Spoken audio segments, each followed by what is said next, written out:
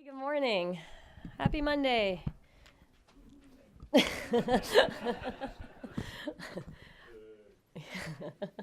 My name is Lauren Reese, and I direct the Environmental Change and Security Program here at the Wilson Center. Together with our partners in the Sustainable Water Partnership and Windrock International, it's my pleasure to welcome you to this morning's event on harnessing the connections between water and food security. Today marks the first in our Water Security for a Resilient World series with SWP and Windrock, but our partnership actually began in 2017 and 2018 with a series that dove into the challenges of too much, too little, too dirty, and too erratic water. You can find highlights from those events on ECSP's blog, newsecuritybeat.org. The Water Security for a Resilient World series will focus our attention on the intersection of water security with other critical sectors like food, conflict and peace building, and economic development. So no one in this room will be surprised to learn that there's a link between food and water security, but environmental, climatic, and demographic changes are forcing us to rethink how we address food and water security in policies and in practice. So luckily, we have a stellar lineup of experts this morning to help us reimagine the future of food and water. We have a pretty full program, so let's go ahead and get started. It's my honor to introduce Rodney Ferguson, President and CEO of Windrock International. You have a longer bio in front of you, and you'll see that if you just take a quick look at it, it shows a career dedicated to empowering vulnerable populations through leadership and support, whether it's at a nonprofit, philanthropic organizations, universities, or international aid. So we are delighted and honored to welcome him back to the Wilson Center. Rodney.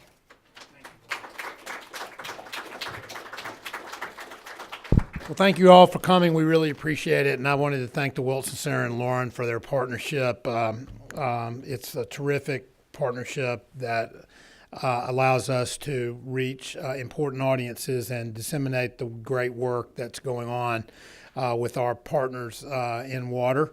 So thank you. I don't have to spend much time convincing all of you how important water is in the current conversation around development and international efforts for peace and security. It is now so well documented that it's almost as certain a thing as climate change, but in some ways an equally vexing problem, which our work along with our partners is seeking to come up with as many solutions to the world's water issues as possible. You may have noticed recently The Economist devoted a special issue to nothing but water. Some of the highlights of that are nearly 1/3 of the global population lacks access to safe drinking water. 2/3 lack proper sanitation. And this is all in with the backdrop of population increases and environmental stressors, which are going to make these problems more acute in the years ahead. Today's session is about food and water security. It goes without saying there is no food without water. 70% of global water use goes to agriculture. That number could go as high as 92% when you look at some of the extraneous uses or allied uses of water around agriculture. Water insecurity affects food security. That can lead to migration and conflict. One of my mentors and dear friends, the late John Steinbrunner, some of you may know John. He was at Brookings and the Kennedy School at Harvard for many years. One of his last projects before he passed, he looked at the sources of conflict in the Syrian civil war.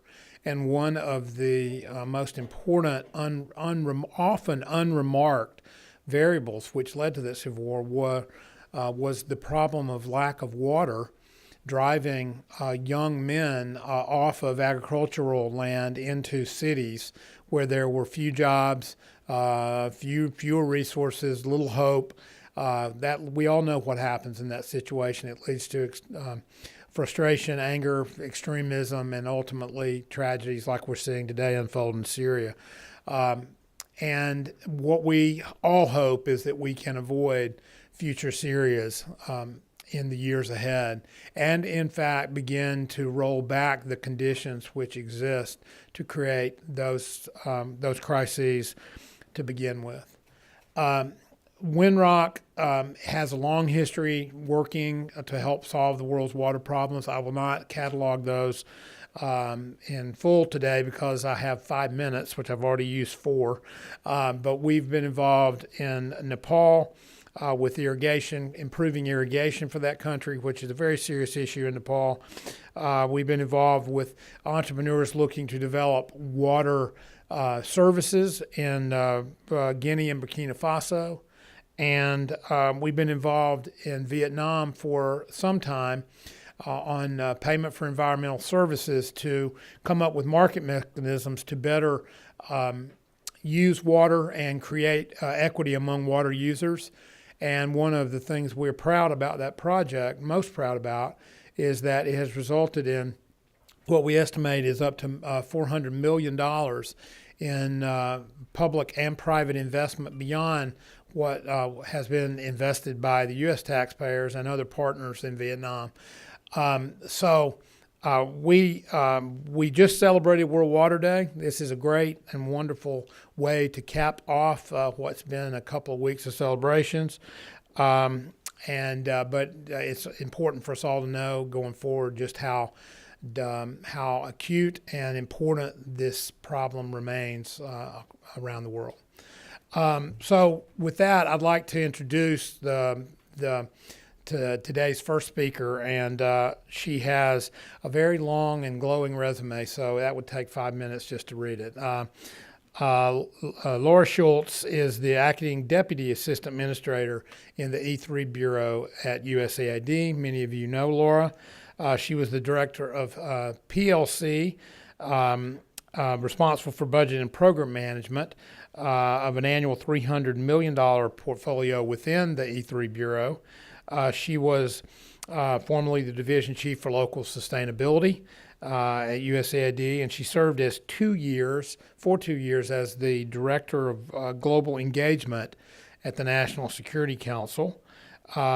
She is an expert on the Middle East and Africa, a graduate of the Arab Studies program at Georgetown and Brown University, and speaks Arabic and French. We learned over the weekend you have 6 languages to go before you catch up with Pete Buttigieg, who apparently speaks Norwegian. So I noticed that's not on your resume. So if there are any Norwegians out there today, sorry. So with that, I'll turn it over to Laura. Thank you all for coming. We're delighted to be part of this consortium, and thank you all for your support. So Laura.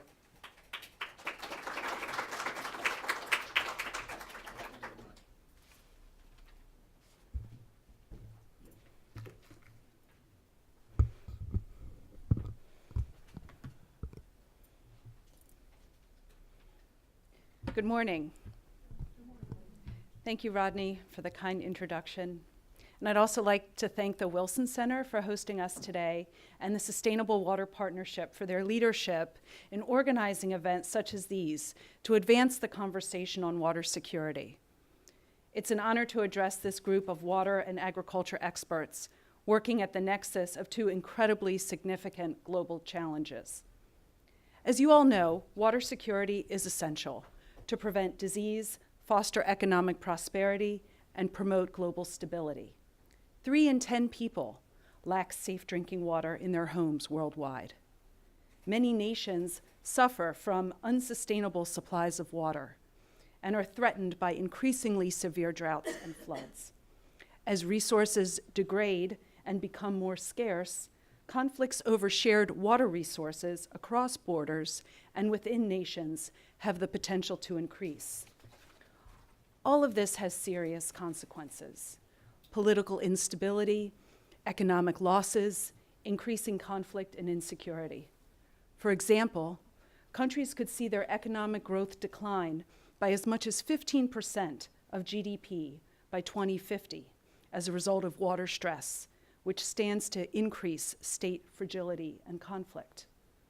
Food production is the largest consumer of water, and also represents the largest unknown factor of future water use as the world's population continues to balloon and we face increasing weather-related shocks and stresses.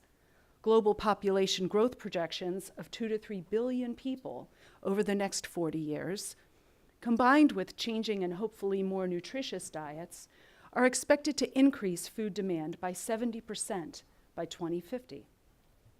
To meet these intertwined challenges, the U.S. government has in place two well-known strategies that facilitate coordinated whole-of-government action: the Global Water Strategy and the Global Food Security Strategy. Under the U.S. Global Water Strategy, USAID is working together with our interagency partners to secure a water-secure world.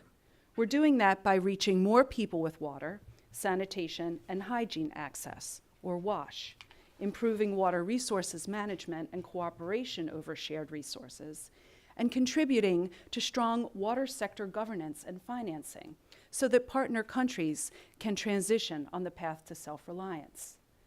Under our agency's Water and Development Plan, we further highlight synergies between water and agriculture as the largest user of water in many of the places where we work. Similarly, under the U.S. Global Food Security Strategy, USAID is working in partnership with the interagency to support a world free from hunger, malnutrition, and extreme poverty.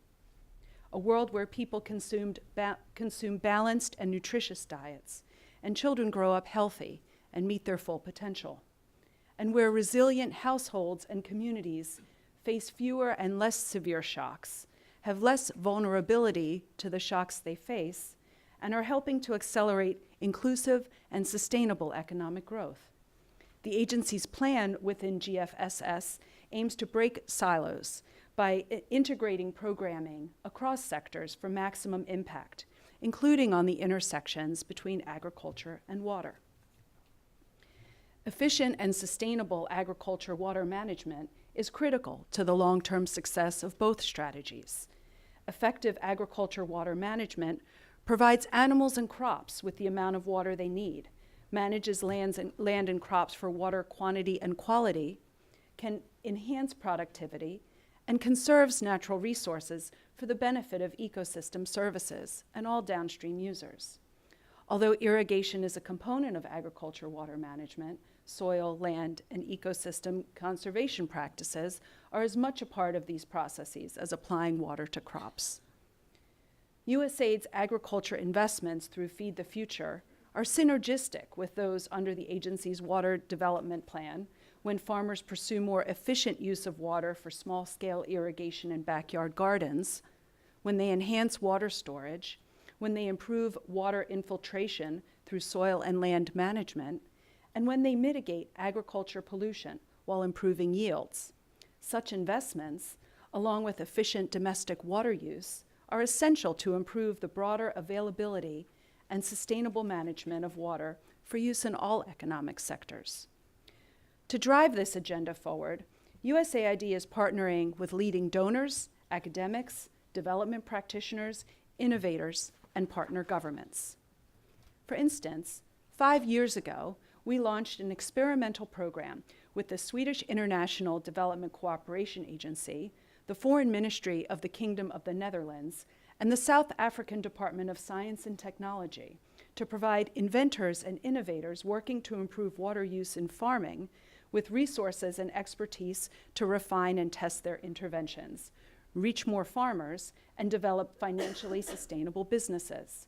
This program, known as Securing Water for Food, a Grand Challenge for Development, or SWFF, became one of USAID's 10 grand challenges and sought to answer, how can we grow more food with less water while supporting local farms? SWFF exceeded both our agency and our partners' expectations. Innovators reached a combined 6.1 million smallholder farmers, their families, and other customers. For every $1,000 of donor funding spent, innovators positively affected 267 customers and end users, produced 267 tons of crops, reduced water consumption by more than 810,000 liters, and improved water management on 93 hectares of agricultural land. These farmers are now more resilient to economic and climatic shocks, with over 17 billion liters of water more efficiently used and over 6 million tons of food grown. We believe that these investments hold promise, not just for the innovators and the communities they serve, but all those with a stake in addressing and unraveling this vexing challenge. Through our Feed the Future Innovation Lab for small-scale irrigation, we are conducting small-scale irrigation research in Ethiopia, Ghana, and Tanzania. Texas A&M, the lead implementer of this activity, works hand in hand with the International Water Management Institute, the International Livestock Research Institute, and the International Food Policy Research Institute, together with multiple developing country universities, to evaluate small-scale irrigation strategies on the ground. Strategies are evaluated against economic, nutrition, and gender-related criteria, while an integrated decision support system is used to assess the production, environmental, and economic consequences of small-scale irrigation farming systems. Results of field studies are extrapolated to national levels and used to plan and evaluate the regional and national introduction of small-scale irrigation schemes. The activity's results show substantial potential to scale up small-scale irrigation in sub-Saharan Africa. For example, in Ethiopia, more than 1 million hectares of land are economically and biophysically suitable for small-scale irrigation development, with a net income of $2.6 billion annually, benefiting about 5.9 million people. The agency is also investing in the Sustainable Water Partnership, or SWP, to help us define and pilot interventions that could be brought to scale to enhance water security in partner countries. SWP is one of the agency's few investments using water security as a framework and a launching point to galvanize action among stakeholders in myriad sectors affected by water availability and water quality. SWP's 5-step water security improvement process, outlined in a series of toolkits, holds promise for water allocation within communities who often struggle to juggle water for food and water for other pressing needs. SWP is currently active in Cambodia, Kenya, Nepal, Tanzania, and South Africa, and recently launched an associate award in the Sahel to support the regional mission's Resilience in the Sahel 2 program of layered Food for Peace Development Food Security Assistance and Development Assistance Programming. This work represents a key milestone for the activity and stands poised to generate both impact and learning for the agency in the years ahead. As USAID Administrator Mark Green has said, the purpose of foreign aid is to end the need for its existence. We know that many factors contribute to a country's self-reliance. We remain deeply committed to food and water security in partner countries. For when we are able to guarantee adequate, reliable, and resilient water of appropriate quality and quantity for health, livelihood, ecosystems, and productive economies, we improve water security, we bolster food security, and we strengthen resilience of our partner countries on all levels. Thank you for the opportunity to participate in this event. I look forward to the panel discussion and our conversations.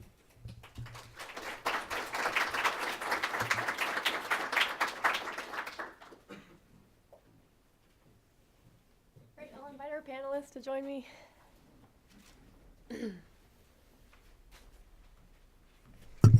Thank you so much, Rodney and Laura, for getting the conversation started with those wonderful remarks, setting the stage.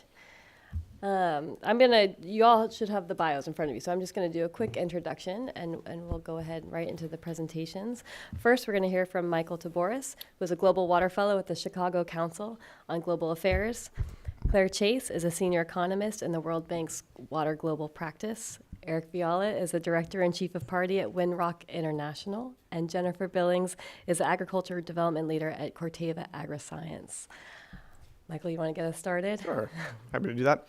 So my job is to give a introductory overview to link food and water security linkages to think about how our thinking on that has evolved and what we should expect to be the future of that discussion. It's a lot, so I'll try to do it quickly. Food and water security are obviously related, but the relationship is fairly complex. Hunger is growing again after many years of declining, and this is despite the fact that we have a highly productive agricultural system. We have reduced poverty and greater drinking water security, at least, if not wash security. It's not as strong as drinking water security. But we've got improving conditions in some ways, but still rising hunger. 2.4 billion people live in chronic water stress, and about 821 million live with food insecurity. And a global demand for water is expected to increase fairly dramatically between now and 2050, about 30 to 50%, driven largely by expanding agricultural demand. Total agricultural productivity needs will have to increase by about 50% to meet expected demand. That's a lot.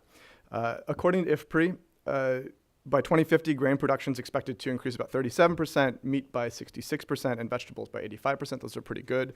So it's possible, but the costs of that are pretty significant. We can produce enough food, we can produce enough calories, but the water demand with this is pretty massive.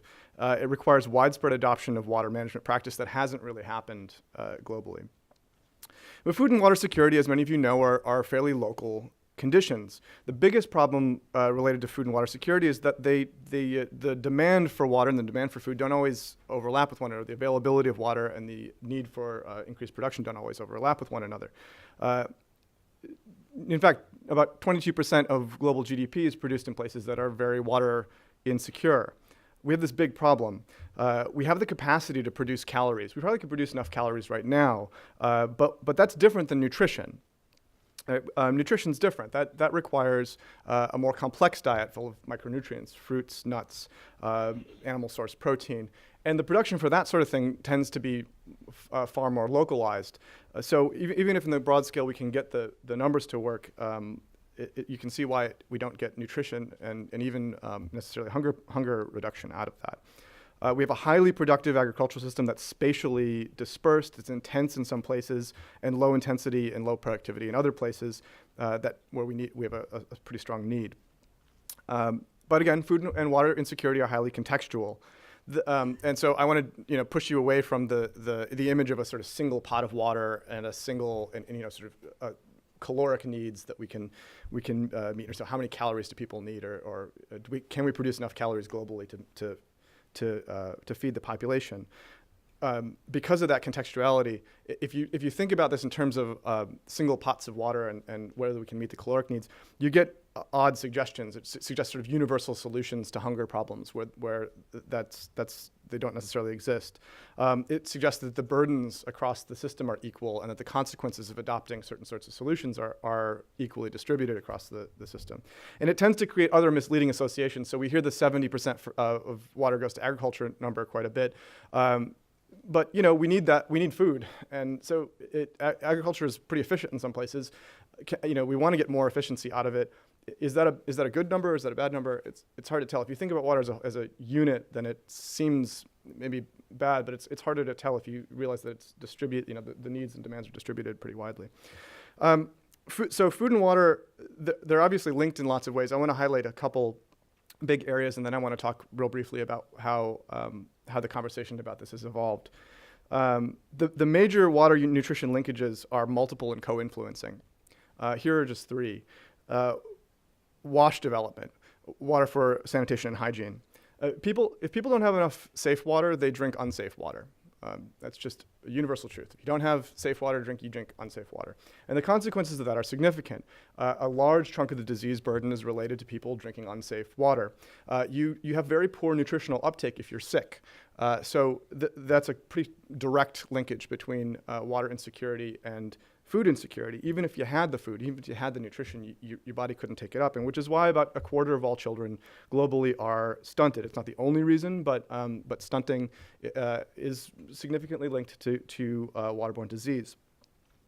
A second area of linkage that's important is pollution and groundwater depletion.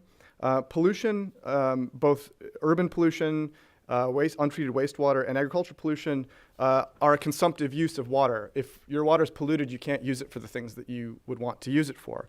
Untreated wastewater is commonly discharged into surface water systems, and nutrients and pathogens make their way into the food system and broader environment. We have a very linear nutrient system. We put nutrients on the field, they wash off, they enter the surface water system, and then they enter the ocean eventually. We don't have a strong sense about what the total consequences of that are over the long term. It's so far we've been able to kind of manage by adding more and more nutrients to the field, but over the long term, it's not clear what happens if that linear system continues. Irrigation is a major food security strategy and economic strategy. About a third of irrigated land is on groundwater, and it's a majorly over-abstracted in some areas. Thirdly, climate change. So climate change has two components when it comes to nutrition. One is heat, and the other is variability of weather. On the heat end, we can model reductions in crop growth just on the basis of heat, and they are fairly significant. We saw between 1980 and 2008 reductions of 3.8% for maize and 5.5% for wheat, just on the basis of heat. Genetic improvements and expanded production can make up some of the difference there, but overall we expect that to continue to be a problem. On the variability end, most of the agriculture in the world is rain-fed. It depends on a reliable source of water coming from the sky. About 80% of agriculture globally is rain-fed.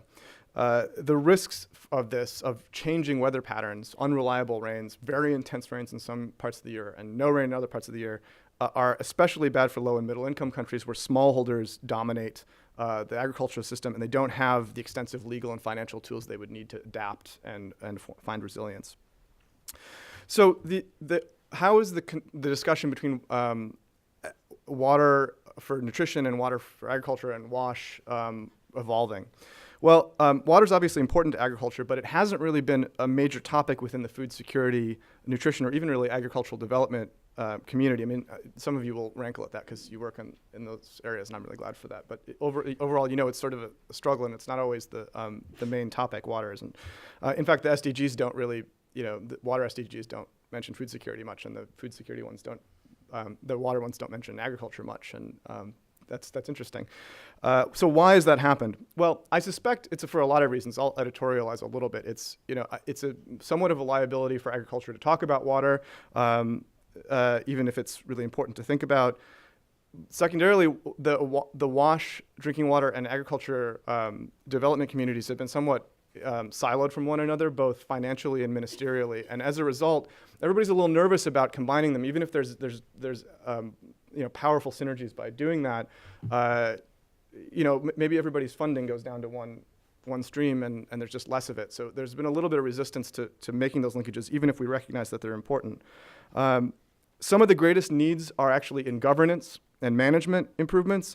And that's much more complex than simply identifying technological solutions. And so that's hard stuff. And it takes longer to do, and it's more complicated. And a lot of the places where this is needed, it's policy coordination in places that are struggling with basic food security issues. And that's also quite complicated. On the U.S. side, as we heard, there's quite a bit of action. We have basically two streams that are slowly moving towards one another. The Water for the World Act in 2014 created water coordinators in USAID and the Department of State. It generated the Global Water Strategy in 2017. Feed the Future has a somewhat different set of countries that it focuses on than the Global Water Strategy, and there are reasons for that. The Global Water Strategy is sort of a broader document because it's talking about water security broadly. But there's a little bit of overlap there, but not a ton. And the Global Food Security Act, which was reauthorized recently for 5 years, was working on food security. There's basically two policy streams here that are running mostly in parallel, even if there are a lot of overlaps between the two of them, and we're hoping to see more coordination between them. There are two basic trends, I think, linking water and nutrition security in policy development going forward. One is the one that I just mentioned. I think building policy and funding linkages between food security and water security efforts is very important and is going to continue to happen, but it's unclear exactly what form that will take. I think it's an evolving discussion about how those will be related. And the second is an increasing focus on supporting smallholder farmers, and in particular, smallholder farmers' ability to irrigate and to manage their water effectively. The importance, there's a serious importance for smallholder farmers in nutrition security because, so smallholder farmers are working less than 5 acres generally, but they're substantially responsible for food security in large parts of the globe because they dominate the food production system. In sub-Saharan Africa, for instance, 80% of farmers are smallholders, and in some places produce up to 90% of the food. They can do and produce more of the sort of water-intensive perishable foods that have high nutrient contents that produce a nutrient-dense diet, but productivity is low and needs a lot of support. And we'll hear probably some detail on that in a second. Irrigation as a strategy is one way to do this, but smallholders need a different set of irrigation tools than large-scale systems do. I would encourage us to think seriously, and I think we're starting to think about it this way, that small-scale irrigation, farmer-led irrigation, is part of a broader development program by which we look at the irrigation potential and existing practices of farmers and try to support their intensification and improvement in the ways that they're already working, as opposed to building centralized systems that are managed by national governments, which treat the farmers mainly as clients. I don't think that will ever go away, but we're starting to see, in addition to that, some focus on how to get farmers doing better what they're already doing. Small-scale irrigation could be adopted much more widely in low productivity areas in sub-Saharan Africa, for example, and it can be sustainably managed, but it takes coordinated effort. And finally, I just want to mention we had the Chicago Council had its symposium last week on food security and water security. So I encourage you to go look at that, and we produced a report on that as well. And so please come talk to me about that. I'm very happy to chat about it. You have copies outside. I do. There are copies outside, and there's copies online as well. Yeah, great. Okay. Thank you so much, Michael. That was a great segue, actually, into Claire Chase's presentation, who's going to be talking about some of the irrigation strategies at the bank, I think, right? And Yes. including water. Yeah. And nutrition. Yep. Do you want me to go up there or speak Wherever from you're, here? I think. I do need to move the slides. Why don't you come up here and then people will have a more clear view too. And there's a clicker right on the.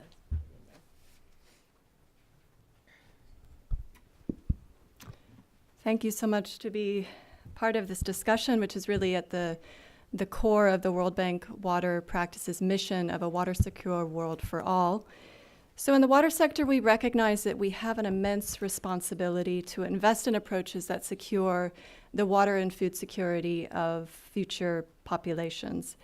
But I'd like to argue that we also need to invest in innovative approaches that ensure these future generations not only survive a hotter, drier, and more resource-scarce future, but that they thrive in a new global economy where technology is changing the very nature of work, and new skills and new abilities will be required in this future in order to be competitive.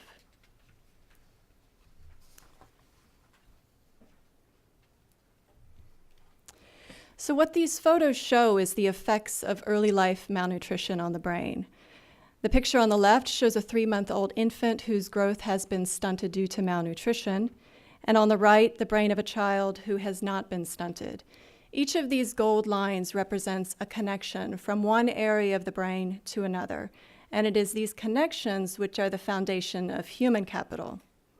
So we heard globally nearly a quarter of children under 5 are stunted or have a low height for age, but it's not just a matter of short stature. Stunting is a red flag for the risk of physical and cognitive deficits later in life. So why does this matter? Well, we are in a period of transformation which is driven by an increasingly global economy, digital economy, and the ability to reason, communicate, and collaborate will be critical in this future economy. So human capital, which is an individual's collective skills, knowledge, and abilities which create economic value, is a driving force in this new global economy. So early investments in children's brain formation lay the foundation for the development of human capital. So the World Bank launched the Human Capital Project at the annual meetings last October. It includes a human capital index, which measures the amount of human capital that a child born today can expect to attain by the age of 18, given the risks of poor health and education in the country where she lives. So I'm going to skip over the details and just focus on the distribution of human capital across the world. So if we look at the Africa region, Africa has a human capital index of 0.4. This means that productivity in the region will be 40% of its potential. Another way to look at it is that business as usual, that is not investing in health and education and human capital, is costing Africa 60% of its income, national income in the long run. So what does water and food security have to do with human capital? Well, what we see is that much of the area which is affected by future water scarcity and population growth are the same that today score low on the human capital index, and indeed where a large proportion of the population under 5 is stunted. So the implication is that if we fail to invest in approaches that unlock food security and nutrition gains today, these future generations may fall short of their potential. So we have developed a framework for demonstrating these linkages between water, food security, and nutrition, which is a critical determinant of human capital outcomes. For those of you who have worked in the nutrition sector, you'll recognize this is based on UNICEF's conceptual framework for undernutrition.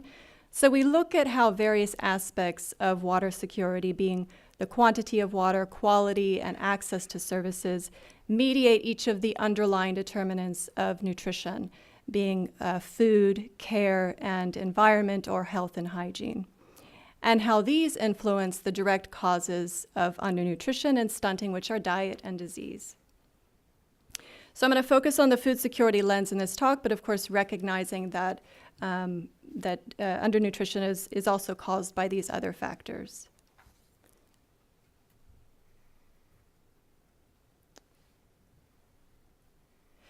So together with IFPRI, we have looked at the evidence. What are the ways in which water management and irrigation in particular can affect child nutrition? And there are 4 basic pathways that the literature shows. So these are, and you'll be familiar with these in this room. The production pathway, so irrigation enables a longer growing season, also broadens the range of crops which can be grown. The income pathway enables higher value crops to be produced rather than just subsistence farming. This is income which can be used for nutrition inputs in the home and nutrition sensitive inputs such as health and education. Often bringing in irrigation water provides a new source of water supply for households that didn't have access to water previously. So this provides potentially different forms of livelihood or water for domestic uses in the home. And then finally, we see that inclusion of women in irrigation investments allows them access to agricultural inputs, allows them access to land, and women tend to make different decisions along some of these pathways, such as what kinds of crops to produce, how to spend income in the household, and of course, providing the water to the communities and to households frees up time that women usually would be spending collecting water. So based on this evidence, we've developed a set of what we call nutrition-sensitive enhancements to the types of irrigation investments that the World Bank supports. So for example, how can we think about incorporating nutritional considerations when we're at the conceptual design phase of the project? Often there's a discussion around what kinds of crops are going to be grown. So if we know, for example, the nutritional profile and the particular deprivations of that community and the beneficiary population, we can take that into consideration as part of our decision-making process about what crops will be promoted. Now, it's really critical to use platforms either that are jointly available with irrigation investments or other platforms at the community level to bring in some of the messaging around around the importance of nutrient-dense diets, around other nutrition-sensitive practices such as wash behaviors, so that we can ensure that crops that are produced, that there's some that's being consumed in the home, or that the income that comes from the production of crops is used for purchase and consumption of nutrient-dense foods in the household. Another approach is thinking about how can we design multi-use water systems ex ante. So often bringing in water supply for irrigation, we know that households are going to use that water for other purposes, sometimes using it for drinking water. So enabling mechanisms so that we can ensure that the water is of drinking water quality ex ante, and not having to just sort of close our eyes to that potential. And then finally, how can we integrate small-scale irrigation infrastructure into other anti-poverty reduction programs, such as community-driven development, social safety nets. So bringing in small or micro-scale irrigation into these other programs, which are already targeting our impoverished populations. So I'm just going to quickly go through two examples of projects where we've begun to incorporate these nutrition-sensitive enhancements. So the first is in Uganda. So Uganda is a country which has a stunting prevalence of approximately 30%, a very high rate of chronic food shortage in the country, and it's estimated to be using less than 1% of its irrigation potential. So this is a traditional World Bank investment of large-scale irrigation, new construction as well as rehabilitation, but there's a subcomponent on what we call farmer-led irrigation, and this was mentioned previously. But these are small-scale infrastructure which enables faster implementation and is more easily scaled up. They're often privately financed, but what the project will do is pilot public finance for these schemes to incentivize farmers to invest in these small and micro-scale irrigation schemes. So as part of this effort, we'll be looking at the nutritional profile of the beneficiary population and thinking about what kinds of crops we can promote through both at a higher level and also through the agricultural cooperatives and extension agents to ensure that some of this food that's produced is then consumed by the households. Another project is taking place in Somalia. So Somalia, of course, suffers from extreme water insecurity and is also in a context of fragility and conflict. Somalia is subject to repeated cycles of devastating droughts and major flood events, and water insecurity at the household level is also very high. So this project is supporting multi-use water systems, predominantly subsurface dams and sand dams, and enabling those systems to provide services for multiple uses. So water that's of drinking water quality, also for raising livestock, enabling livelihoods, and also environmental conservation and preservation. So finally, just to emphasize that we're really engaging on this effort through a number of partnerships, which you see here, some of whom have been working on these topics in these linkages for many years. And we're really eager to engage further at the country level to bring these messages and these approaches to our clients. So our vision really is to learn about how these nutrition-sensitive enhancements can lead to better nutrition outcomes, and then bring these towards a more holistic approach, going back to the multiple determinants of undernutrition. We know that we need services which enable the utilization of the food. We also need proper caregiving environments in the home so that we can ultimately reduce stunting and improve human capital. So thank you very much. Thank you, Claire.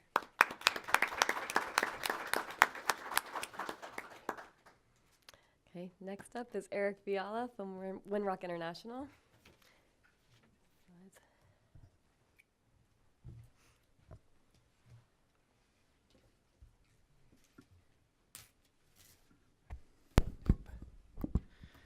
Good morning, everyone. I'll start with my weekend. There's a science fiction book, a trilogy actually called the Mars Trilogy, which was written about 30 years ago. And this weekend with my son, we were watching again The Martian with Matt Damon, and I thought of the trilogy as well because it reminds us that in order for us to just simply survive, we only need basically three things. We need oxygen, we need water, and we need soils, nutrition. Anybody who's seen the movie or read the books, you know what I mean, because there's a lot of science around it, but at the end of the day, only those three things matter. And and there's also Matt Damon, who's a pretty good actor. And he's actually our partner because, as you know, he also champions water.org, who's also a partner of SWP, and does a lot of work around promoting WASH. So wanted to mention that. One last thing I want to mention is that those who saw the movie, disco music is not necessary. You can live without it, although I like it. Anyway, diving into my presentation. That's a quick overview of my the topics I intend to cover. Water for food, food for water. I want to go through that a little bit. And then I'll talk about, very quickly, I'll cover the definitions. It's already been discussed by the previous presenter, so I'll go fast over that. And then I'll give a concrete example on how you can do things on the ground, how you can improve water security and food security together in the Sahel, which is probably one of the most destitute regions in our world. So the first thing I want to, I usually start with that when I present on water. It's good for all of us to remember how much water we need. And it's good for all of us to remember that we mostly need water to produce food. Okay, many people, especially city dwellers, we tend to forget that, well, we need water for drinking, that we know, for domestic needs, and then we forget that actually a massive amount of water goes to food production. I'm not going to go through those numbers, except if somebody wants to ask a question, we can do that later. But just to remember that basically, every one of us, we need between 1,000 and 2,500 cubic meter per person per year. Okay, that's depending on the diet we are on, but that's basically the amount of water we need every year to just survive. Okay, and that covers domestic, industrial, and mostly food needs. Okay, and that's also my favorite picture. That's an Olympic-sized pool. That's 2,500 cubic meter. It's a coincidence. But you basically need between half and all of that every year, each of us. Okay, that's a kind of magnitude we need to educate people on, so it gives an idea of what we are dealing with. Okay, and now if we go into, many of you have seen that before, the comparison between how much renewable water is available in a given country, how much you need. You can see on the left side 1,000, 2,000, and you see where countries are. And everybody is going down, of course, because water on average stays the same, even if there is climate change, and there might be some changes, but population growth is really changing that very simple ratio, water divided by population, okay? I think the most drastic curve I've seen is actually not here, it's Pakistan. We worked 2 years ago under SWP on Pakistan, and Pakistan in 50 years went from being, if I remember correctly, around 4,000 or 5,000, and now they are below 1,000. What's interesting when you look at that is, a few years back, I lived and worked in Egypt, and I remember the agricultural minister in Egypt saying that we want to achieve food security. Well, at the time, Egypt was around 700. So, except if you invent a new way to produce food with much less water, that's not going to work. So that's the kind of magnitude we need to have in mind when we talk about food security, water security. I think this has been mentioned before. The numbers I had before are now, but population keeps growing. So water needs are going to grow even more. Food production and energy generations are going to be the two massive demands on water moving forward. So that's something we also need to look at. It's not like a static situation. We are trying to solve an issue that's growing by the day. So the two connections between food security and water security. The first one is food for water. I mean, the first one is, of course, water for food, but I covered that. We talked about irrigation, etc. But the second one is food for water. A lot of efforts right now all over the world are into promoting and disseminating WASH, access of populations to drinking water supply and sanitation. And this is a quick search I did yesterday, just looking at the functionality of water systems all over the world. Okay, these are numbers I found, quick search. Well, it's between 30 and 50% in general. 30 to 50% of water systems are dysfunctional at any given time. So the coverage we are claiming most of the time is not an accurate coverage. It's true all over the world. Why? That's a question we need to ask ourselves. Why? Well, recently, about 3 years ago, and Abby here from USAID was with me in Ethiopia, I was chief of party of a WASH program where about half of our budget was going into rehabilitation of water systems. What does it mean, rehabilitation? It means very simply we are replacing pumps and generators, okay, which is really needed because all those pumps and generators are dysfunctional. Now, those pumps and generators have been put in place by other programs, other donors, a few years ago. Now we are replacing them. How many times are we going to replace them? That's a big question that came to my mind when we were in that situation. Basically means that all those communities who have been equipped with those systems, either they are not aware of the benefits from fresh water, clean water, and they are not willing to put aside the funding, not just to cover O&M costs, but also depreciation costs, or else they don't have the capacity. But there is an issue there. And if they don't have the capacity, why is that? Because in many places in the world, you're talking about rural populations. In most developing countries, 50% or more of the population is rural, which means that most of them live out of agriculture. And going back to the Martian, agriculture needs water. So if we only provide water for drinking, we are only doing half. We are only solving half of the issue. We are not moving beyond just saving lives. We are not developing livelihoods. We are not developing self-reliance. We are not empowering those communities to take care of their water systems. And that's a big issue, a big challenge we have. And that's where food security or having livelihoods around agricultural production, food production, is the one that can also contribute to water security. So that's why the two are connected in both directions. Oops, I pressed the wrong one. Yeah. Up.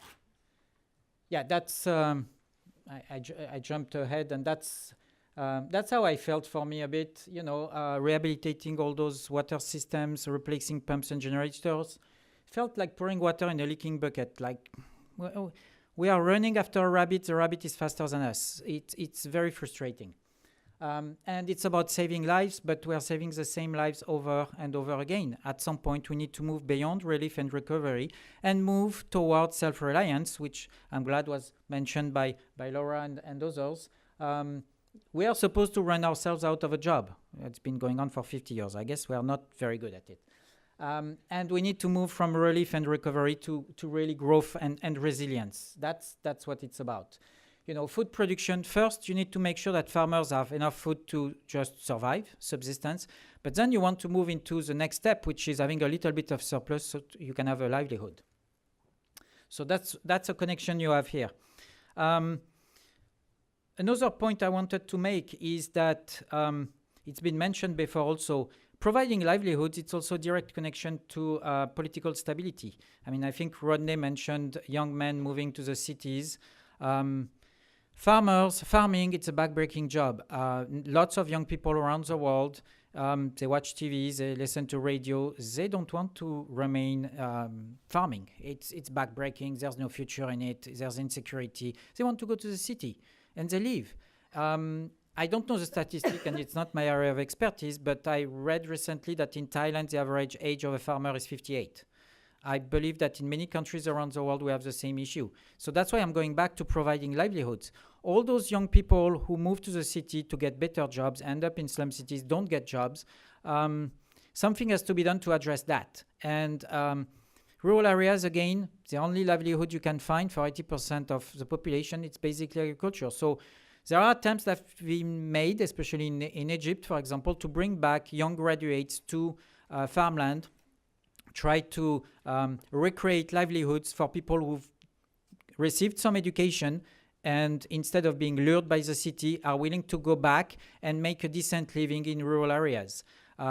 This is something that needs to be replicated more and more.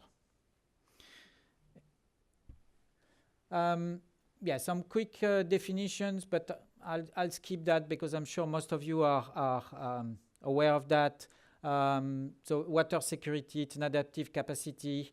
Food security, it has a similar dimensions. It's about availability, access, and safe use. And then at the end of the day, resilience is that capacity to recover quickly from difficulties because there are bumps in life. And when you look at a region of the world like the Sahel, what do you deal with over there? You have poverty, illiteracy, environmental degradation, poor access to water, sanitation, health services, low agricultural productivity, population growth, poor governance, gender, social inequities. That's a bad situation. And on top of that, you have shocks and stresses, okay? You have a recurrence of droughts, floods, epidemics, price hikes, local conflicts, and so on and so forth. Shocks can be natural, they can be socio-political, they can be economic.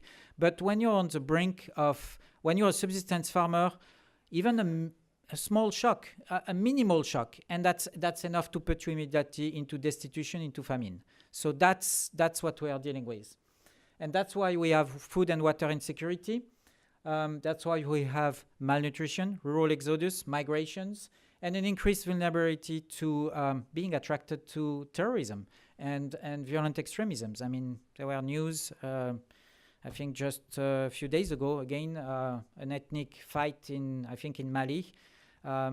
Water and food access are often part of that. I mean, it's between the Pearls and the Dogons. The Pearls are mostly livestock herders, and the Dogons are mostly farmers. So beyond the ethnic dimension of it, at the end of the day, there's an access to water and land resources. Okay, so that's something we have to deal with. And when you look at climate change projections with rains becoming more erratic and more intense in this part of the world, that's going to make a difficult situation even more worrisome.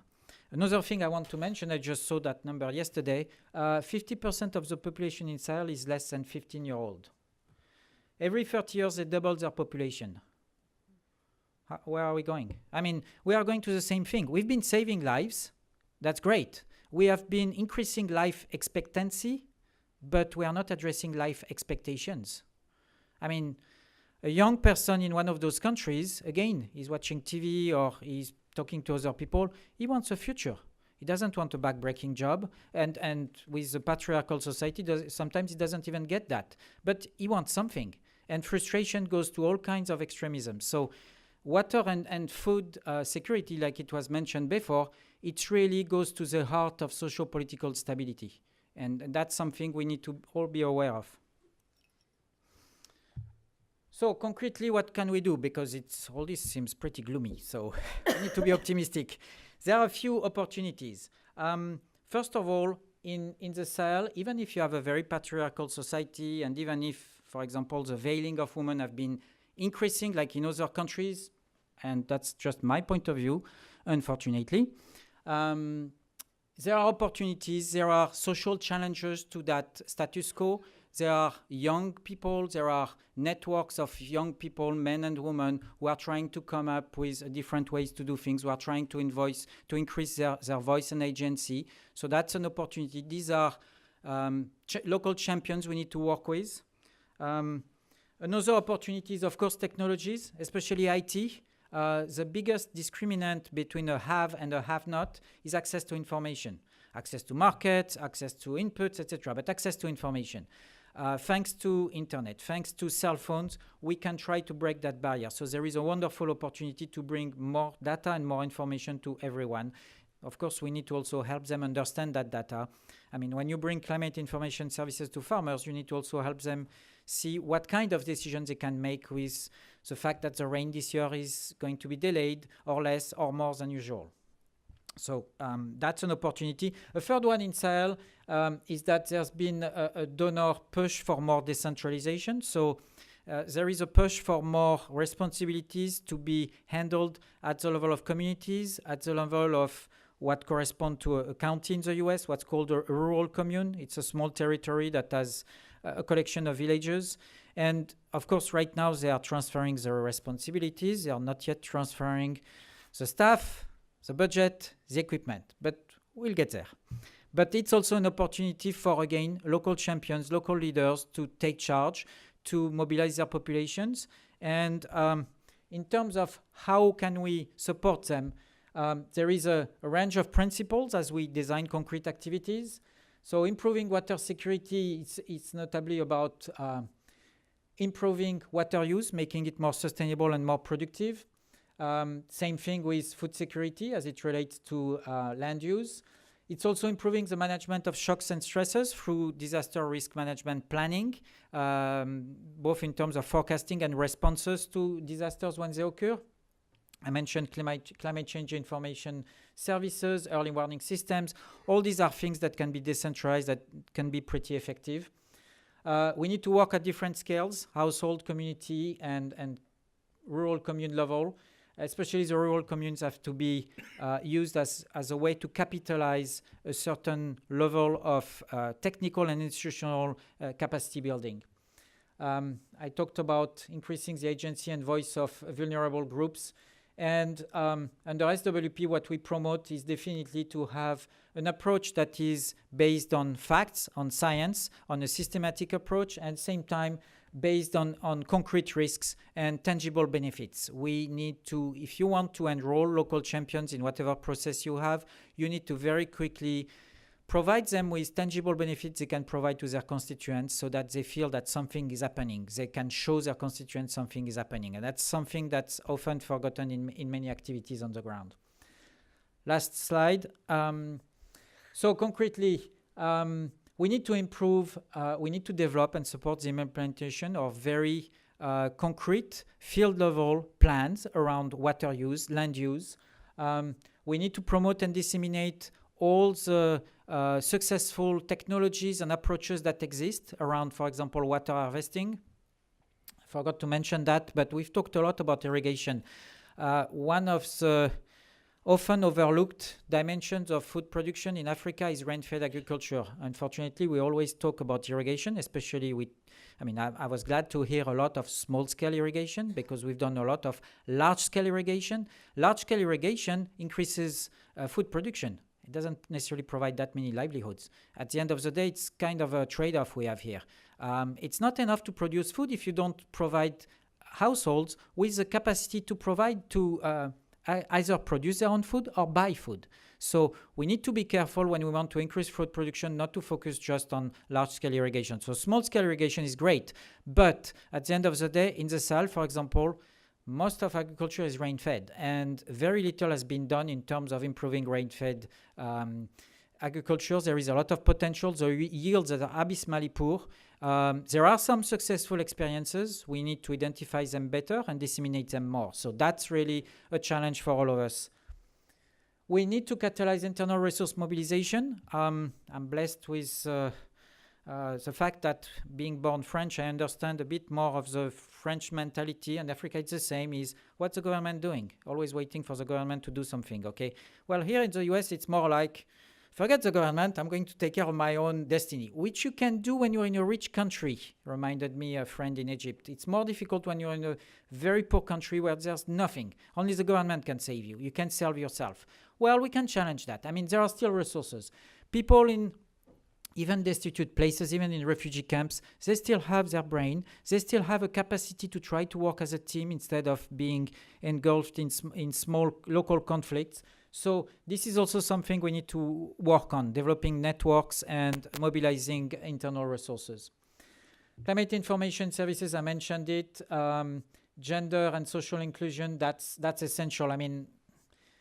If you try to develop a society and you remove already half of the population, women, and then you remove another 25%, anybody who's under 20 because they don't know what they're talking about, well, then you get only the old white male like me taking screwy decisions, and that's not good. Okay, so that really has to change. But again, it's a big challenge in many places, and it's a tall order. That's about it. Great. Thank you so much, Eric. Thank you. As Jennifer approaches the podium, I'm going to give you a little warning that we're going to have a Q&A after the panelists after Jennifer's presentation. And so be thinking about the questions that are burning in your minds as we open it up. But first, we'll hear from Jennifer. Thank you. Good morning, everyone. I wanted to first off thank the Wilson Center, particularly Lauren and Amanda, and Winrock, particularly Rodney, for including Corteva AgriScience in this important panel. And I'm excited to be here with you today to share some background on both Corteva AgriScience and some solutions that the private sector can bring to the challenges of water globally. And I did want to frame that in building a little bit off what was said previously about rain-fed agriculture, that the majority of agriculture is still produced through, is still rain-fed and depends on rain. And that makes agriculture and the water relationship with agriculture very complex, because as we've seen this past week in the Midwest, what can happen when there's too much water, as well as I saw firsthand a few weeks ago in Zambia, the impacts when there's too little water from the drought that they're facing there. So it is certainly a complex relationship that can be addressed in many different ways. So first off, I wanted to provide some background on Corteva AgriScience. Corteva AgriScience is the agriculture division of Dow DuPont. A couple years ago, Dow and DuPont merged together and brought the strengths of Dow AgriScience and DuPont Crop Protection and DuPont Pioneer, which is the seed, was the seed area of DuPont, together to form an agriculture division that was always intended to spin off. So we will spin off to become our own company on June 1st of this year, and we will be the largest US-based ag inputs company. In fact, one of 3 major ag inputs companies in the world, the other being Bayer, based in Europe, and Syngenta Chem China, based in China. We offer a very comprehensive portfolio of seed, crop protection, and digital solutions to farmers, and we are driven by a purpose statement to enrich the lives of those who produce and those who consume.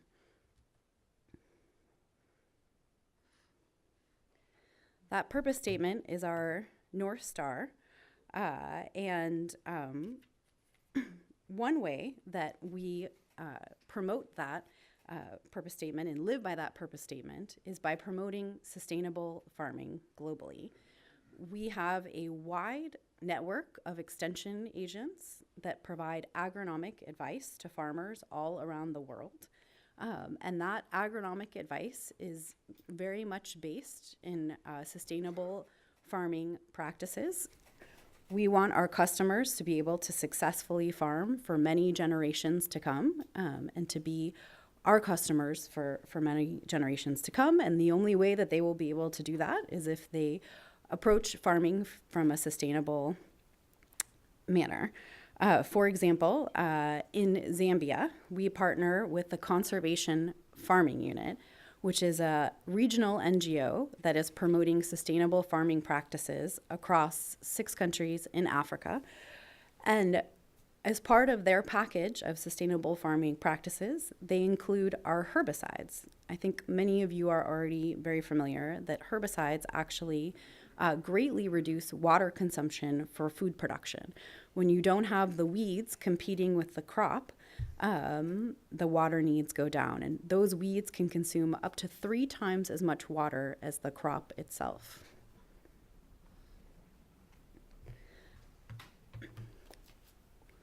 We at Corteva AgriScience are very much focused on innovation. We invest approximately $4 million per day on the research and development of new products. I personally believe that innovation has the potential to solve many of the world's challenges, including water challenges related to agriculture. As you can see, we have over 20,000 employees in 131 countries and over 140 R&D facilities. So we are looking at developing local solutions for local challenges. Also, although we are US based and about half of our business happens in North America, the other half of our business is global. So we are truly a global company that is looking, many of our customers are smallholder farmers. So we are looking at all different types of agriculture. So if you look at, our customers in Africa and Asia, just as the vast majority of farmers in those regions are smallholder farmers, the vast majority of our customers in those regions are also smallholder farmers. So we are looking at solutions for both large commercial farmers as well as smallholder farmers related to water. And a big way that we do this is through partnerships. Partnerships with organizations, key stakeholders such as USAID, partnerships with NGOs such as Winrock. We think that we have a very important set of practices and technologies to offer, but we also look to leverage the strengths of our partners, particularly in emerging economies, to be able to strengthen smallholder farmer market systems together and address all of the various challenges faced by smallholder farmers, including those related to water. I'll give you another example. I was also in Tanzania a few weeks ago, and you'll see on the left is a bag of our seeds. Pinar is a brand below, that's a Corteva AgriScience brand. These seeds are very suitable for high altitude, but also high rainfall environments. And my colleague there was explaining to me that our seeds are the best in that region, in Mbeya, Tanzania, because they are able to have very high yields, but they also are grow later. And so when the very high rainfall comes, it doesn't create excessive amounts of moisture in the crops that are produced, which can lead to all sorts of other complicating factors, such as aflatoxins and fungus, etc. So having the right seed can be one very important technology and one very important solution to address the water challenges that are too much water comes in this region.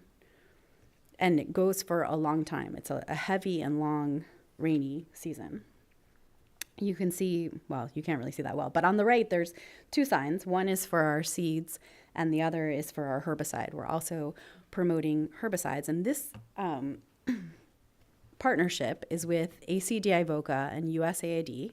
It's on a program that will be reaching 400,000 smallholder farmers over the next 3 years.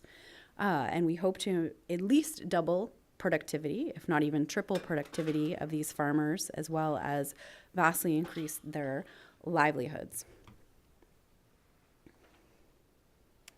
Another example of one of our technologies is RinseCore. RinseCore is a herbicide that is specifically very applicable for rice.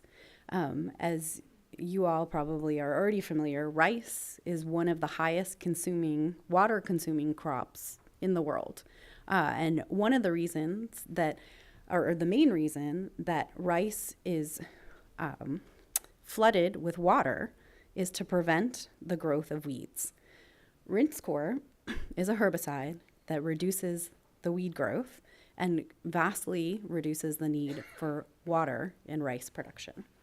It's also a Green Chemistry Award winner, which is the most prestigious award for eco-friendly and human-friendly crop protection products awarded in the United States, and it won that award last year. And then the last example I wanted to give was related to land management, which is not something that people always think of when they think of an agriculture company. But if you take investments in large-scale irrigation that are obviously very expensive and timely, those investments need to be protected.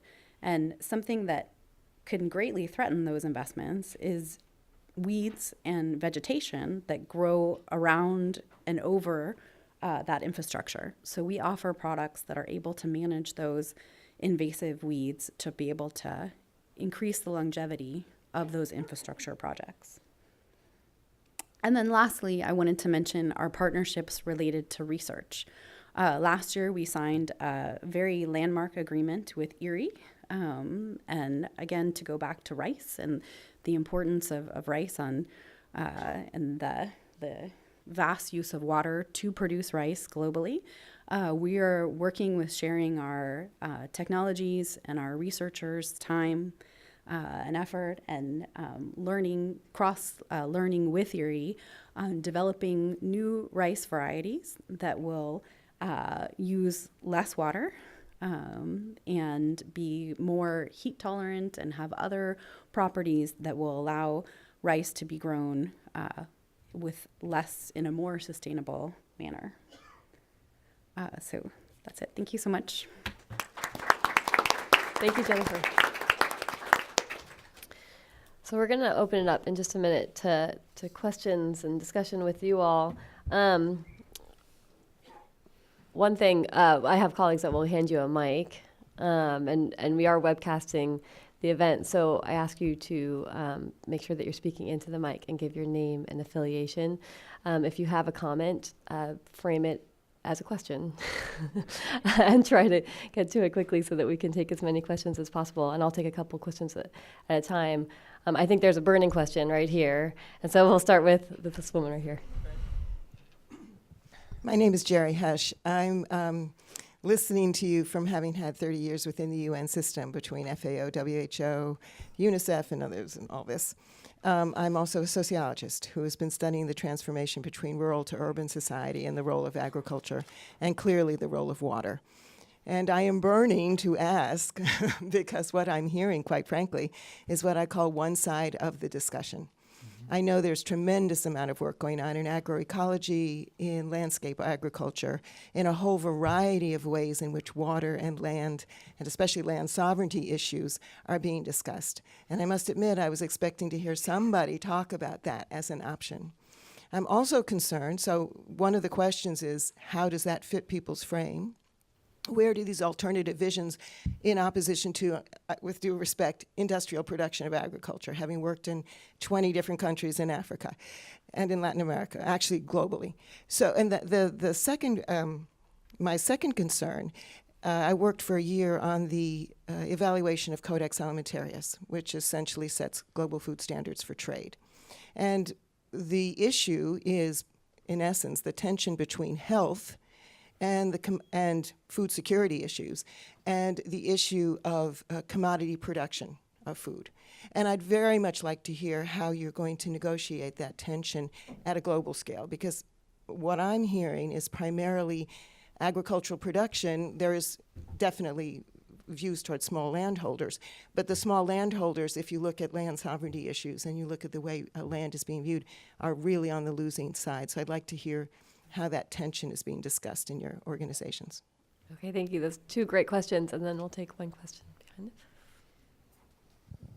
I'm Dr. Sam Hancock of Emerald Planet TV. I'll make my questions quick. To the four panelists, very nice job. Thank you for sharing. But among you, what would be three of the best practices that you could suggest to us that are involved in international outreach and projects on virtually every continent around the globe that will balance the small landholders with food production, but at the same time the use of water, both from irrigation but also water harvesting, which I didn't hear much about. And having just recently been in India and Tanzania and other places, water harvesting is becoming a real focus as far as addressing needs both for agriculture but human use at the same time, and also livestock, of course. And thank you for being here today. Okay, great. Thank you so much. Is there somebody that would like to start with an answer? Eric, I feel like you can kick us off. Okay, I'll volunteer. I'll try to say a few things. I'll go back in memory. My very, very first time in the field, 30 years ago, I was put in front of 50 French farmers, and we were discussing a land consolidation scheme. And the very first question they asked me is, have you done one of those before? Okay, well, obviously I had not done one of those before. So I was here, the engineer was supposed to know everything. And I had an inspiration because I kind of skipped the question and I said, what are your issues? And so they gave me a long list of issues. They took me to the field. And then I asked a second question. I said, what do you think we can do? And then they gave me a long list of solutions. And I took those solutions. I checked them in terms of sizing, etc. I packaged them. And I wrote a report and glowing success. And I thought, wow, I didn't do that much. And that was pretty easy. Well, but all this to say that I think we need to be careful with thinking that we know better. My other recollection was again Ethiopia 3-4 years ago, driving through the northeast of Ethiopia, where it's very bleak, dark, volcanic. I was about to say soils. There are no soils. I mean, it's rock, okay? And you have people living there. And you don't see one piece of green. And you see some people with goats. And I'm like, where do they find anything to graze? Where is the water? And I'm going to teach them resilience. Maybe I should go interview them and just listen, and they are going to teach me resilience. So I think the best approach is to really work with communities, work with community champions, identify them, empower them. In terms of water harvesting, there are plenty of techniques that exist. Some of them have been demonstrated successfully, are being disseminated. Some of them work in some places, don't work in other places. I must say that I'm new to the Sahel region, so I'm taking it with a lot of humility, and I'm learning a lot, reading a lot, talking to lots of people, listening a lot. And I don't necessarily have ready-made solutions for some of the great questions that were asked, but I'll ask another question.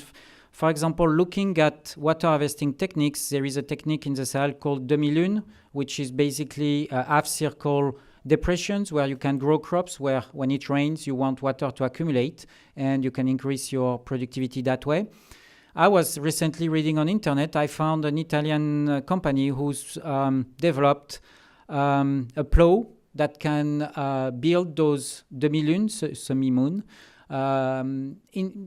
you're pulling it behind a tractor. I was like, wow, great. Because one of the issues is that it's very labor intensive. And my first reaction was to say, well, great. Now we can do more hectares with that kind of technique. And then my second thought was, okay, but then we're taking maybe jobs away from people. So this is a perfect example. I don't know what the best answer is. I think the best answer is to see with local communities and see what they prefer doing and assist them by providing what's usually needed in local communities is first they need to believe in themselves. They need to understand that they have to work together as teams. There are lots of small conflicts that exist, lots of misunderstandings, so we need to facilitate that. We need to, again, value everyone in a community, make everybody listen to everybody. At some point, once you facilitated discussions like that, decisions have to be made, and they are not necessarily consensus decisions. There are some local chiefs, elected or not, who have to take decisions. What's important is to ensure accountability. That's the only way to make decisions better. So there are a certain number of systemic institutional improvements we can provide. They're not just technical solutions. And I think that's what we need to work on. It's an imperfect solution, but that's my 2 cents. Thank you, Jennifer. I just wanted to add as well that at Corteva, we believe in farmer choice and in giving farmers access to technologies so that they can make the decisions for themselves. Ted McKinney made some really interesting remarks at the Chicago Council Food Security Symposium earlier this week about the need to be able to allow farmers to be educated and have access to technologies. And I wholeheartedly believe that technologies can greatly increase smallholder productivity and that it is critical for companies like Corteva to work with partners like USAID and like Winrock in order to increase access and knowledge about those technologies so that they can make informed decisions about how they would like to farm and like to earn their livelihoods. Thanks, Jennifer. Can I Yeah, please, go ahead. follow up on that too? To your question, ma'am, I think the technology is really important. And when we talk about irrigation, for example, as a smallholder strategy, we're missing the point a little bit if we don't think about it as part of a broader development strategy. And even when I talk about smallholder irrigation, I mean it in that broad sense. You can't effectively get irrigation on farm in a way that's sustainable over the long term unless there's reason to do it. Smallholder farmers are business people. They won't buy the irrigation infrastructure if it doesn't make financial sense for them to do it.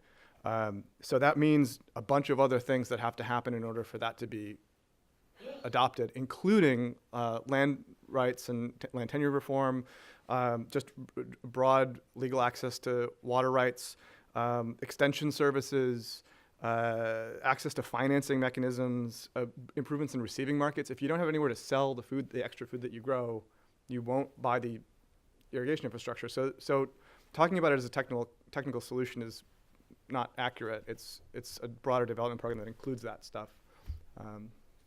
That's great. Thank you. Claire, did you want to add anything?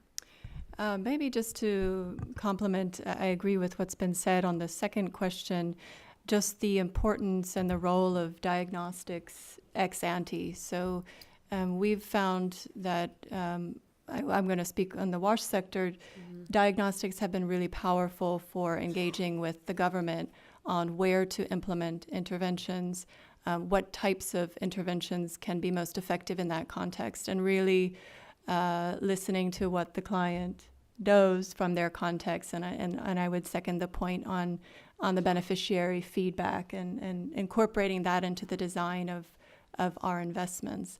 So, of course, we know there's no one-size-fits-all option. So how can we have sort of a menu of options and then adapt that and tailor it at the local level, depending on where we're working? That's great. Thank you. Yeah, Lauren, I just wanted to add another quick reflection is that sometimes when we work with communities, we want to encourage them to try new techniques. And a few years back in Egypt, an Egyptian colleague told me, yeah, that's something, trying is something you can do in the US because you can afford to fail and try something else. Here we can only try once. If we fail, that's it. So that's why it's so difficult to take a decision and to choose a technique or an approach or a technology, because we are so scared that if we fail, we'll be in serious trouble. It's something to keep in mind. I mean, I was there preaching, and when that gentleman said that, I was like, well, learn something again. Need to be a little bit less preaching and a little bit more listening. Thanks. Any other questions? Because I've got one. Okay, there's one in the back there.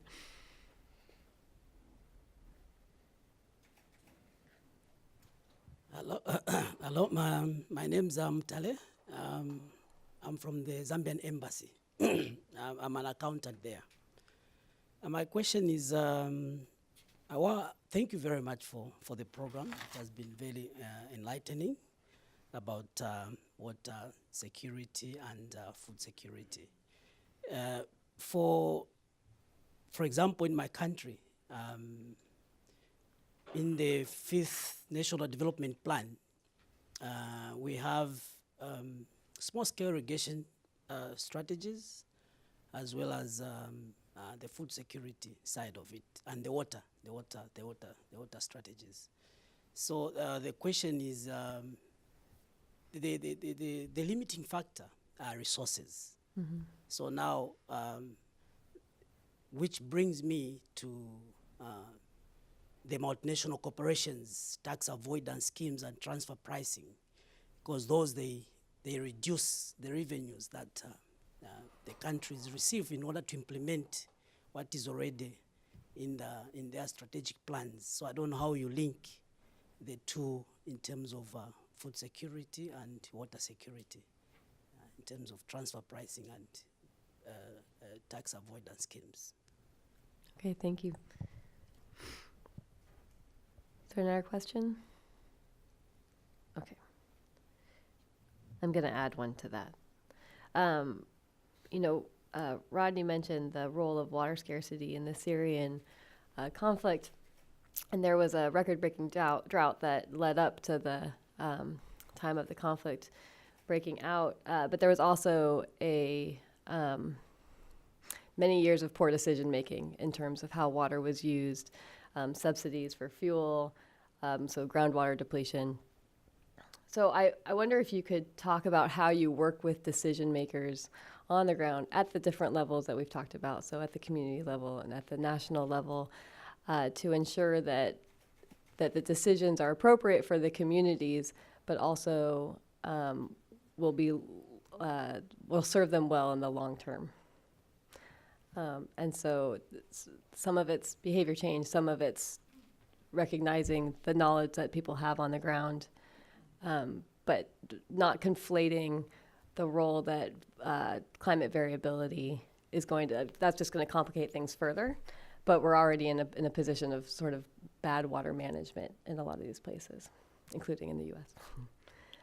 So that was my question. And then we have the gentleman in the back on transfer pricing and tax avoidance schemes. You want to take that, Jennifer? So I don't know anything about transfer pricing or tax avoidance schemes, but I will say that I was in Zambia 2 weeks ago, and I had the pleasure and opportunity to meet with your Honorable Minister of Agriculture, and he did identify access to quality, non-counterfeit inputs as a high priority for Zambia. And he was very pleased to hear that Corteva was actively seeking partnerships with USAID and WinRock and other NGOs in order to advance access to technologies in Zambia. And if, I wanted to tie that back to your question about how do you solicit what the right solution is for that country, what is the appropriate solution, and how do you operate in that environment? And as Corteva, we engage at all levels. We engage at the Minister of Agriculture level. We engage at the local community level. We have village-based advisors and lead farmers in communities across Zambia that do demonstration plots. I think in Zambia alone, we have approximately 650 demonstration plots, and we work with over 700,000 smallholder farmers. And you talked about technology adoption and the risk that smallholder farmers take to adopt a new technology and how that's very difficult to do. And part of the way that we reduce that risk and allow greater access and understanding is through those demonstration plots. And we think that it's very important to be seeing is believing, and for farmers to be able to see the differences that different inputs can make. Thanks, Jennifer. Go ahead, Eric. How to improve decision making? That's a big challenge in many countries. Well, I mentioned it earlier. It's all about accountability. When we look at water management, in many cases, I spent many years in the Middle East, most of the water management decisions are made by water civil engineers like myself, who tend to work behind closed doors and tend to come up with technical solutions and tend to ignore all the other social, institutional, environmental, economic decisions, dimensions of any decision. So that's not a system that works very well, and there is limited accountability around that. So it has to change. Water management has to become a non-engineering process, has to become a political process, like it should be in the noble sense of the term, which means that different groups of water users have to be more educated as to what are the dimensions of the issues, what are the possible solutions, and then negotiate with other groups what the best solutions are, being advised by engineers, of course, but also environmentalists, economists, etc. That's a process that goes beyond just water and food security.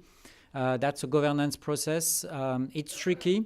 But and it's tricky, and just what I want to add on this is, I'm being philosophical a bit here, but it's also difficult to measure progress on governance, and that's why it's sometimes difficult for USAID and other donors to invest in that field, because it's much easier to invest in WASH. You count how many people are getting water now, so many water points, so many people. That's easy to justify. You go to the US Congress and you say, well, now I have so many millions of people who have clean water. Great, bravo. good job. Okay, but when you start saying, well, but some of those systems are going to fail, so we need to look at the entire governance that's behind maintaining those systems, replacing those systems. That's institutional capacity building, and it's much more difficult to measure how, for example, women and youths, how do you measure that now they have more of a voice in decision-making processes, they are more involved? There are indicators, but they are much more difficult. So this is something we need to think collectively, is that measuring is great. We have to be accountable, I mentioned that earlier, but sometimes by measuring too much what are we achieving, we forget a bit the strategic big dimensions of where we are going, especially with the project cycle of 5 years. So that's in terms of improving decision making.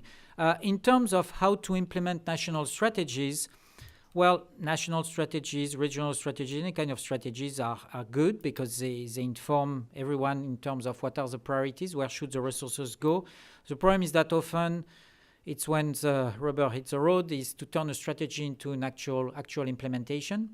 It requires concrete action plans. It requires a reality check of how much funding there is. I mean, I've seen many great strategies and great action plans, and there's no funding in front of it, which disappoints everyone. So that's where we need to educate every decision maker in every country, is to be a little bit more realistic and honest. I mean, even here in the US, they keep promising things, and I mean, if you think 2 seconds, you're like, well, there's no money for that. So they can't do everything they promise. At some point, there has to be priorities. So it's really a process of accountability. Beyond that, is really having a process that goes beyond the strategy and really turns it into, okay, concretely, what are we going to achieve? When? How are we going to measure it? With limitation in measurements, but measurement is important.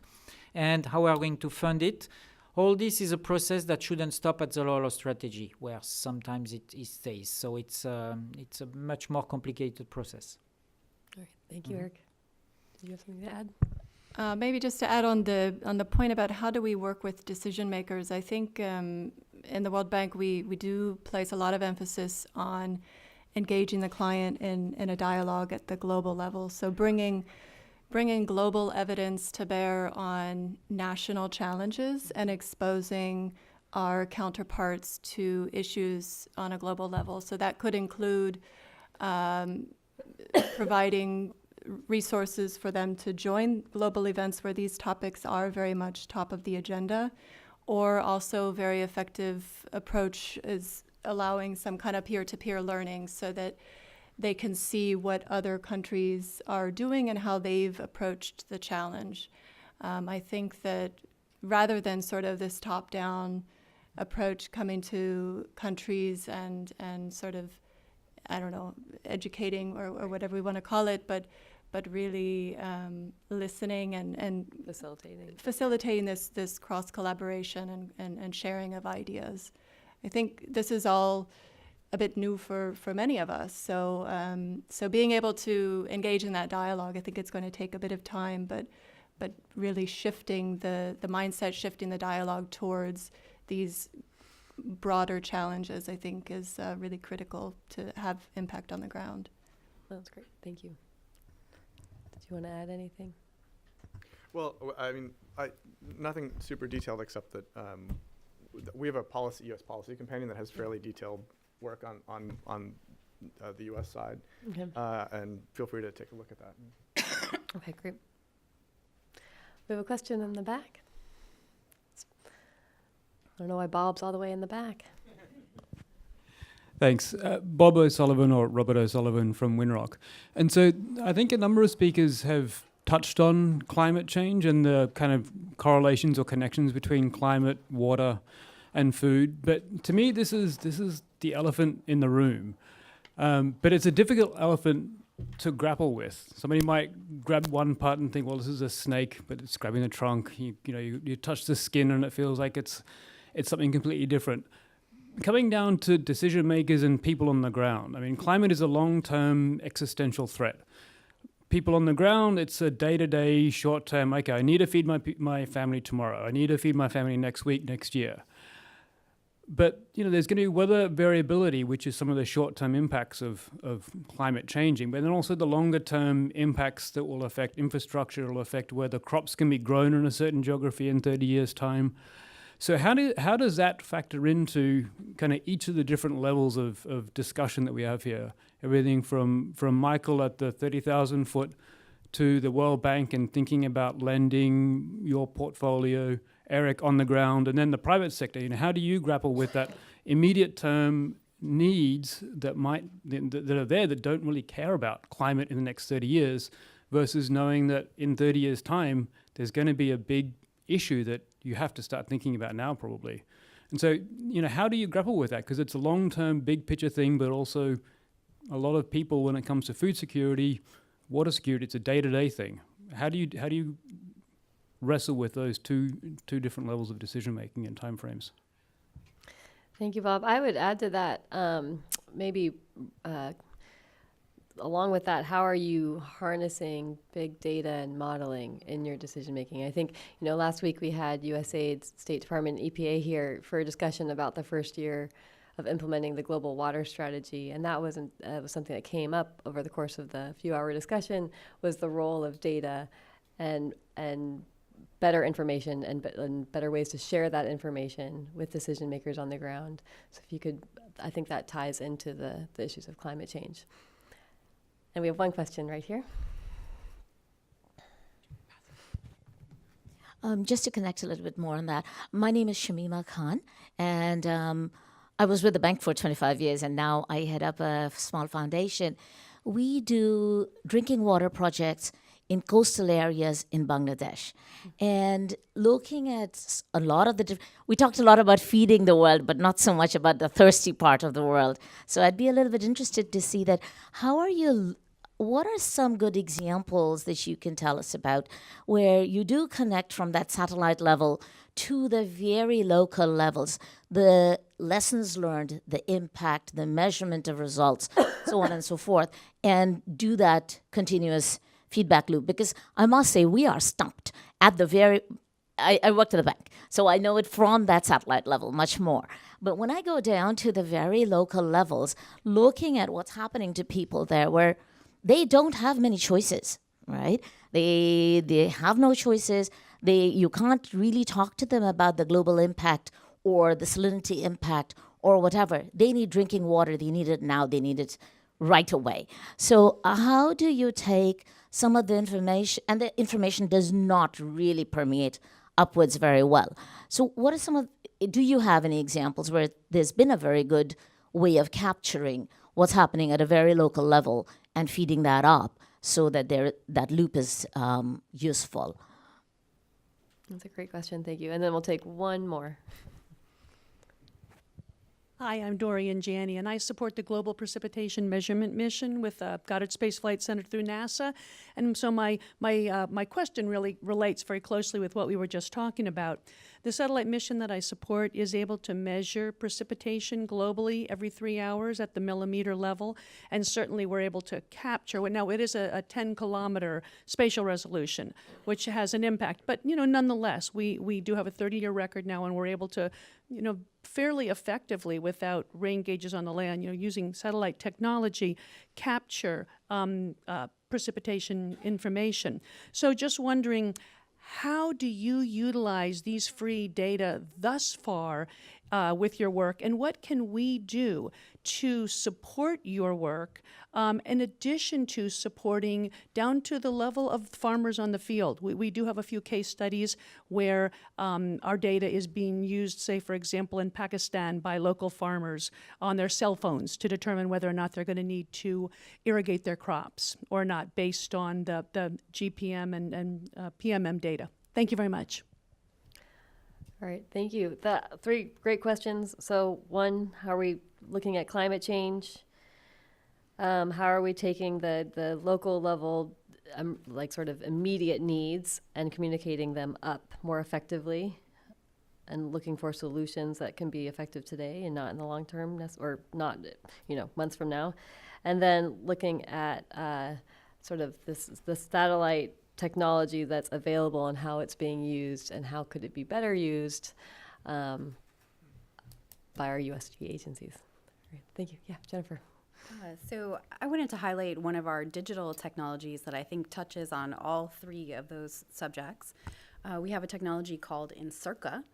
Right now, it's only being utilized in North America, but it's a satellite-based technology for precision agriculture. So it's looking at the farm and being able to identify issues with water or nitrogen or other issues so that farmers can provide precise solutions to that precise problem as opposed to overspraying or overutilizing different resources that really only require a limited response. I think that it's very cutting edge in terms of its use of satellite data for farmers in North America, and that it's one way that we are looking at climate change. We're also looking at climate change in the power that we have as big ag to be part of the solutions. So I think you all know agriculture is one of the greatest contributors to climate change. And we, as Corteva, are committed to a climate positive platform. And we are working to convene others in the industry around solutions that can drive us towards being climate positive in the future. And also, I know I've used the word technologies a lot today, but that's what we do. We do technologies, and some of our technologies that are seeds that are drought tolerant or heat tolerant, drought resistant or heat tolerant, and some of our herbicides, as I mentioned earlier, really have the ability to address some of the greatest challenges of climate change. Do you have a sense, can you talk about how the information from the satellite imagery gets to the farmer on the ground? Yep. So it's, all very web-based. They have tablets. They're walking around. This is large commercial farms in the U.S. who are managing, 500 acres and cannot be inspecting every last acre every minute of the day. So being able to have that specific data about, specific set of plants that's coming to them on an iPad that they can then send a team out to go address that very local section of land is very useful for large farm management in particular. Okay. We are also looking at partnering with some, I won't say who, but somebody in the future to be able to bring that to emerging economies as well, because obviously precision agriculture is not just valuable for North America. So we hope that will be in the future. Okay, we'll look forward to hearing about that. Well, I have a thought about the climate change one. It's a big question, and I'm the big question guy. I mean, the people that we're talking about here are very poor people who are largely not responsible for the conditions that they're in, and certainly not for the climate change conditions that they're in. So asking them to do the substantial burden bearing for their own resiliency is unfair, and that burden falls on the wealthier, developed parts of the world to use the resources that they have to help those communities improve their conditions and basically become more sustainable farmers that can produce the sort of food that they need. Doing that's costly for us and not easy, but it's an obligation. And if we don't do it, they'll either not get there, in which case we'll have serious food security problems that we can see coming down the pipeline, or they will get there, and they'll get there in unsustainable ways by following the model of other places that have much less effective agricultural systems that rely really heavily on fossil fuels to do it. They'll follow that model, and they'll get there in ways that make the problem worse. So it's an obligation on our end to help them get there. Thank you. Claire? Yeah, just also to add on the climate question, I think we really have a bit of work to do, I think, at the World Bank to bring the climate particularly from the water angle into the discussion around human capital. So far, it's been very much health and education focused, and I think we have we've developed the arguments around the WASH needs for those health and education outcomes, but really trying to build more evidence around the water management issues and how those impact human capital. And I just want to mention some very recent work that we've been doing at the World Bank through a number of groups, which is looking at how rainfall shocks in the first 1,000 days affect child stunting outcomes later in life. And we do see that there's a very strong relationship there. But when you look at the diagnostics, say a mapping of where we tend to see rainfall shocks and where child stunting is an issue, they often don't overlap. So the question is, why is that? And it seems to be that because we're not looking at the right window. That window of opportunity, the first 1,000 days, we need to capture the rainfall shocks in that period. So I say all this because I think the evidence is really critical to bring both to the at a global level, but also to bring to country governments to be able to talk about, well, this is the evidence. We need to think about how to invest in these approaches if we want to achieve these human capital outcomes. And then, of course, at the more local level, we have to translate those outcomes into terms that communities and parents can understand, talking about the potential of their children to go to school, to get graduate education, etc. So having the evidence and then translating it into what's going to be most powerful for that audience, I think is really important. And I think that bringing this all into economic terms, as I mentioned through the Human Capital Index, I think is a very powerful way to speak to country governments. And then maybe just to respond to the question about the local on-the-ground solutions, I would say I don't have a great answer for you, but I think what I've seen, and probably since you have left the World Bank, one of the approaches that we're now investing in a lot is what we call the Program for Results-Based Lending. So this really relies on country approaches and country systems, and its financing outcomes. So I think that this is a way to not be so technocratic about what the approaches should be, but really focus our investments on what we're going to achieve from those, from that financial support. And that can, in an ideal world, can build from the bottom up to achieve the outcomes. Thanks. All right, thank you. Eric, did you want to add Sure. something? In terms of elephants in the room, Bob, I think there are two elephants. Second one being population growth, which is not discussed enough, I think. But anyway, climate change, yes, there is the long term, but there's also the short term. I mean, in terms of climate variability. As you know, we've been working in Cambodia, and I was really surprised by the way local leaders responded to discussions about climate change. For them, it's very real. It's happening right now. It's not like an hypothesis. No, it's happening. Now, is it based on real facts, or is it based on the usual perception as we age that the weather suddenly is more erratic? I mean, we've all fallen into that trap. I think it's a combination of both, and I think that there is some data. I mean, we know there is some data, but even local leaders, they realize that rainfall becoming more intense and more erratic, it's not just climate variability. There is something happening. So it's something that I think there is not as much awareness raising to do at local level as I thought is necessary. Maybe there's more awareness raising needed at higher level. No names here. But I think it's a reality. Concretely, how can we bring that to people, to the ground for local solutions? Well, as I was listening to the question, where do we stop preaching and telling people what to do, and where do we let them make their own decisions? I think it's a philosophical question.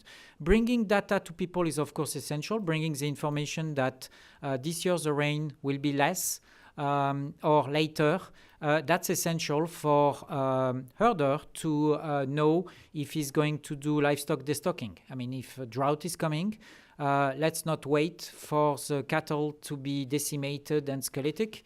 Let's destock now while the price is still good. That's a kind of information that pastoralists should have in advance. And then they make their own decisions. Same thing with farmers. This year, the rain will be later, earlier, more, less, so that he or she knows when to plant, where to plant, how much to plant, and avoid losing seeds or taking advantage of an opportunity for more rainfall. I think the most important is to bring data to people, to bring the information, to explain what the information is about, to present to them the range of decisions that they have to make, the range of options, and then to let them decide. I mean, at the end of the day, we need to be careful not to tell people what to do. They know their soils better than us, they know their country better than us, they know their crops better than us. So there are things we can bring in terms of approaches, techniques, etc. But at the end of the day, it's also up to them to take their own decisions, to learn through, unfortunately, sometimes mistakes and failures, like all of us, and to improve over time. One difficult thing as we work in those areas, especially bringing climate information services to people, is the concept of uncertainty. I must say that 30 years ago, when I started working as a water engineer, I worked on flood protection, hydrology. It was very simple. You have 50 years of flow data from a river. You extrapolate and you can say what's 1 in 100 year flood is, and you know how to map flood areas, etc. It was, good, interesting work for me, mathematical. And then suddenly somebody told me hydrologic stationarity doesn't exist anymore. Oh, shoot. I thought it was, I had all my equations lined up and now they don't work anymore. Yeah, I mean, explaining to a farmer that, well, we think that this year the rain is going to be later. We have 80% track record in the last 5 years, which means that we have a 20% failure record. So there is one chance out of 5 that our prediction is not going to be accurate this year. Sorry, Paul, that's the best I can do right now. So up to you to make your decision. We need to explain uncertainties too. We need to be humble. Again, I'm going back to engineers. My experience in Egypt, where engineers are supposed to know everything and be able to tell the farmer all what he should do and etc. No, there are times to say, well, this is what we can tell you. This is the data we have. This is the range of options. These are the probabilities. Now it's up to you to make a decision. I think there are times when we need to stop and acknowledge first that we don't know everything, and acknowledge first that at the end of the day, it's not our decision. So great note to end on. I want to thank you all. We're past our time, so I'm going to go ahead and close out. Join me in thanking our panelists, and thank you all.